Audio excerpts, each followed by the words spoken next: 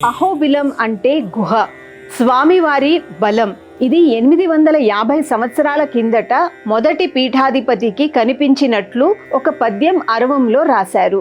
ఎవరూ నడవని ప్రదేశంలో చిట్టడవిలో పైన ఉన్న రా రా అని పీఠాధిపతిని పిలిచినట్టు స్వామివారు కనిపించారు. ఆయన వెతుకుతూ వెళితే సగం దూరం వెళ్ళేసరికి దారి కనుక్కోవడం కష్టమైంది. అప్పుడు స్వామిని ధ్యానిస్తే ఆయన దివ్య తేజస్సుతో సర్పంలాగా కనపడి ఆయనకు దారి చూపిస్తూ పైన ఉన్న అహోబిలంలోకి తీసుకువెళ్ళింది.